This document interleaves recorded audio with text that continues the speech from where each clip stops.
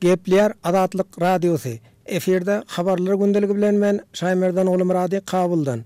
Awganistanyň prezidenti Muhammed Eşref Gani hökümet toparına yol başçylyk edip Aşgabat'a sapar etdi. Awganistan bilen Türkmenistanyň arasynda şu gün Aşgabatda ençeme alalaşga gol çekilýär. Türkmenistan bilen gatnaşyklary Awgan resmiýetleri uly ähmiýet berýärler. Awganistanyň prezidentiniň maslahatçy ministri Muhammed Isak Bahmanyň aýtmagyna görä, top gaz geçirjisi barada hem Aşgabat duşugynda gurun edilipdir. Awgan resmiýetlerini Türkmen tarapy dabaraly garşy alypdyr. Prezident Muhammed Eşref Gani köp ýaxşy garşy aldy. Safi barada gepleşip geçirildi. Gaz, asfalt yol, demir yol, Pakistan, Hindistan iqtisadi urda şertnama düzüldi. Awganistanda barýan ýagdaýlardan bu ýurdun goňşulary hawatyrlanma bildirýärler. Hususan Merkezi Aziýa ýurtlaryna Awganistanyň howpaban ýandygy aýdylýar. Emma maslahatçy minister Muhammed Isak Bahmanyň aýdysyça Türkmenistan bir tarap ýurtdur.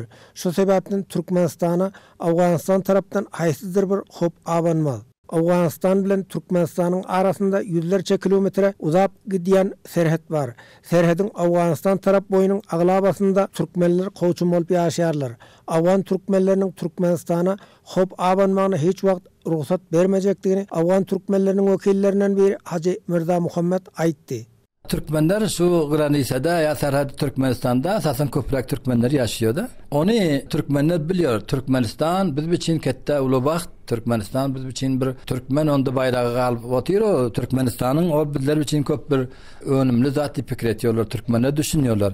Hiç wagtda da Türkmen Granysa'ndan Türkmenler tarapyndan Türkmenistan'a hiçbir zarar yetmez inşallah. O yetirmen adam hiç bile biz yol vermez. Ýöne bilermen Abdulgany Çerkez'iň aýdyşyna garanda Türkmen-Awgan serhedinde howpsuzlyk şertleri gün saýyn ýaramadlaşýar.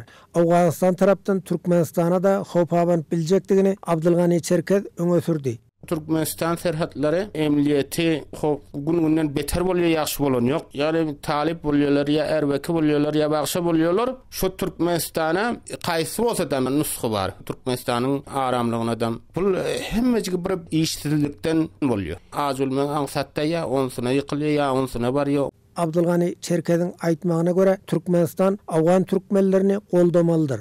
Çünkü Awgan türkmenlerinin iqtisadi ýagdaýlary gowlaşsa onuň Türkmenistana da behbidi bolar diýip Abdulgany Çerkez belledi. Türkmenistanyň hiç bir türkmenden nusxy etmiyor. Ýene serhedindäki türkmenleri bar, şol aram bolsa nusxy etmiyor. Yani Türkmenistan her babatdan, iqtisat babatdan kömek edipler türkmenlere. Ola iqtisat gowy bolsa, iqtisat pes bolsa her gaçakçylyk neşedem Türkmenistany ötürjek bolarlar. Salanam Türkmenistany ötürjek bolarlar. Hoýaragy. Abil Awganistan türkmenleri iqtisat barada Türkmenistan şol daş bar türkmenlere köşesi elinden gelipdi.